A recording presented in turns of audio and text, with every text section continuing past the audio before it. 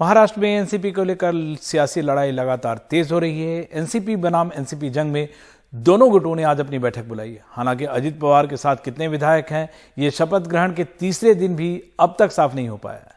यहां तक कि मंत्रालय में मंत्रिमंडल की बैठक भी संपन्न हुई, लेकिन अजित पवार सहित नए शपथ लिए 9 मंत्रियों को अब भी विभागों का बंटवारा नहीं हो पाया है। इस बीच अजित पवार की पार्टी को सरकारी दफ्तर जरूर मिल गया, लेकिन उसके लिए भी कल सुबह खूब हंगामा हुआ।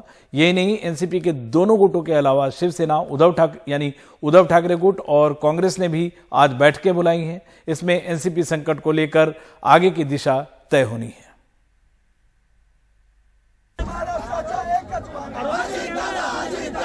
अजित पवार वाली एनसीपी के नए प्रदेश कार्यालय में उनका जोरदार स्वागत करते समर्थक। हालांकि मंत्रालय के सामने बने इस सरकारी बंगले में घुसने के लिए अजित पवार के समर्थकों को इसके पहले 2 घंटे इंतजार करना पड़ा था। 2 घंटे बाद भी चाबी नहीं मिलने से नाराज कार्यकर्ता बाद में जबरदस्ती दरवाजा खोलकर घुस गए। अजित पवार की बगावत के बाद अजित पवार गुट के एनसीपी के प्रदेश कार्यालय को बंगला तो मिल गया था, लेकिन चाबी नहीं मिली थी। लिहाजा 2 घंटे तक यहाँ पर लोगों को इंतजार करना पड़ा। कार्यकर्ता बड़ी संख्या में जमा हो गए, लेकिन फिर ये जो दरवाजा था इसे धक्का मारा गया और धक्का मारकर इसे खोला गया है। चाबी नहीं आई, वो ऊपर का जो कड़ी था ना, चाबी की चाहिए नहीं, वो इधर से अंदर से उसने कड़ी लगाया और बाहर से ताला लगाया है, तो बाहर का चाबी नहीं आया।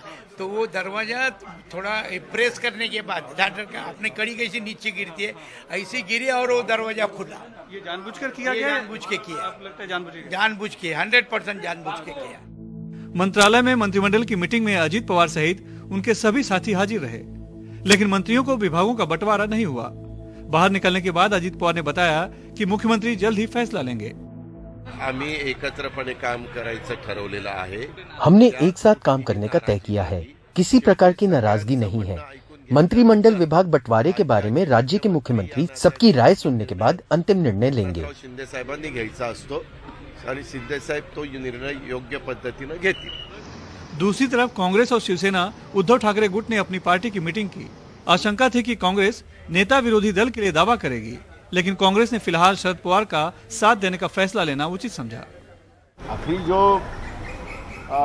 संवैधानिक जो सिस्टम है, जो भी दल अपोजिशन में बड़ा होता है उसी का विरोधी पक्ष नेता होता है, इसमें तो कोई दो मत नहीं है। लेकिन कल शरद पवार जी भी मीटिंग ले रहे हैं, अजित पवार भी मीटिंग ले रहे हैं, तो वो कल का जो पिक्चर बनेगा, सिनेरियो आएगा। और अभी समय है, महाराष्ट्र विधानसभा का अधिवेशन 18 तारीख को शुरू होगा और तब तक हम लोग वेट एंड वॉच कर रहे हैं। जैसे ही ऐसा कुछ होता है तो पवार साहब से और उद्धव साहब ठाकरे से चर्चा कर यह विषयों को कांग्रेस पार्टी आगे बढ़ाए। शरद पवार अकेले नहीं पड़ गए, हम उनके साथ हैं और वो मजबूत है। पवार साहब को मैं बहुत सालों से जानता हूँ, पहचानता हूँ। शरद पवार साहब ये बाला साहब ठाकरे जैसे ही है, अभी कभी भी अपने आप को अकेले महसूस नहीं करते। एनसीपी बनाम एनसीपी की इस जंग में बुधवार का दिन बहुत अहम है, क्योंकि शरद पवार और अजित पवार दोनों ने अपने अपने समर्थकों की मीटिंग बुलाई है। शरद पवार ने यशवंतराव चौहान सेंटर में, तो अजित पवार ने बांद्रा की एमएटी भुजबल नॉलेज सिटी में। कल के इस शक्ति प्रदर्शन के बाद किसके पास कितने विधायक हैं, ये तस्वीर साफ होने के पूरे आसार लगते हैं।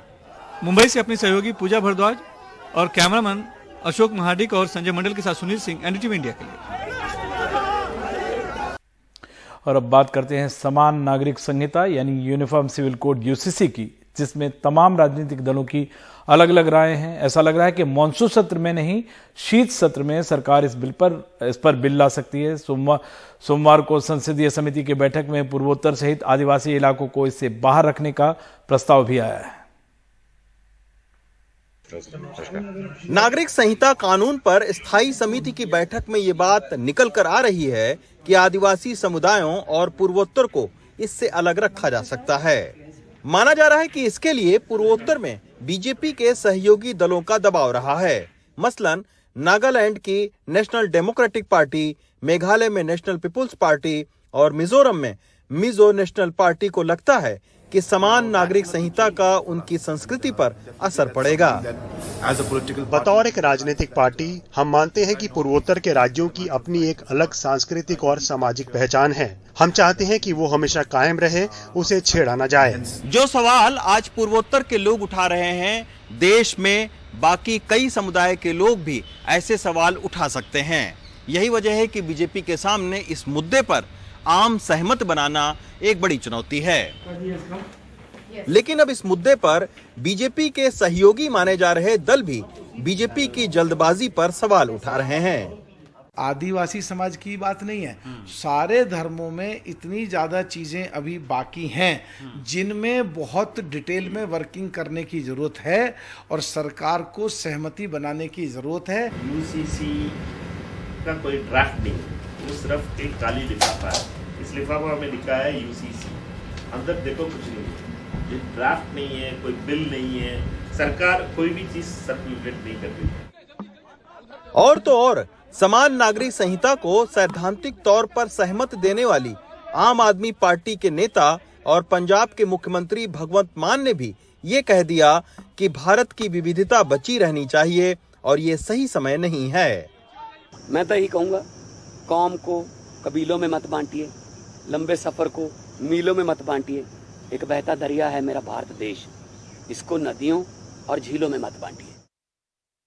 सोमवार को ही उत्तराखंड के मुख्यमंत्री इस मुद्दे पर प्रधानमंत्री से मिले। वहां समान नागरिक संहिता लागू करने की तैयारी जारी है।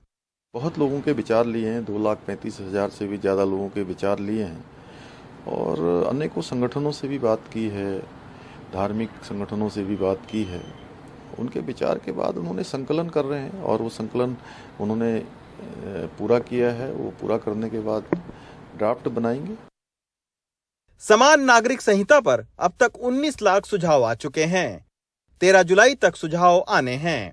ऐसे में लगता नहीं है कि मानसून सत्र में सरकार बिल ला पाएगी। सूत्र बता रहे हैं कि इसे शीत सत्र तक लाया जा सकता है। इस बैठक के बाद सामने आ रही बातें बता रही है कि यूसीसी को लेकर आम राय बनाना आसान नहीं होगा। जिस तर्क पर पूर्वोत्तर और आदिवासियों को इससे अलग रखने की बात है, वही तर्क कुछ और समुदाय अपने लिए इस्तेमाल कर सकते हैं। तो साफ है कि सरकार को इस पर आम राय बनाकर ही आगे बढ़ना होगा।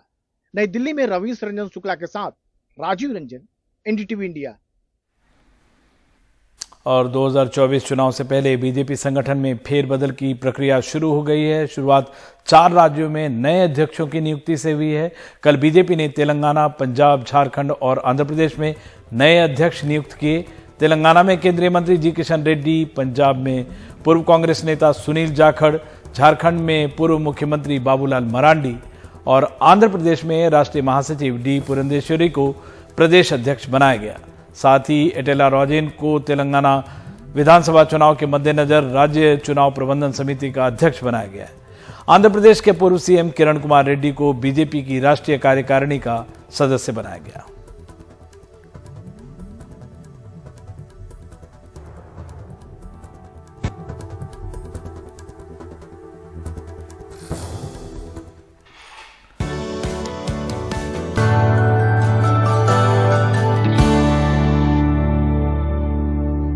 और अपने पबजी पार्टनर के साथ जिंदगी बिताने के लिए पाकिस्तान की 27 वर्षीय सीमा 4 बच्चों सहित भारत पहुंच गई।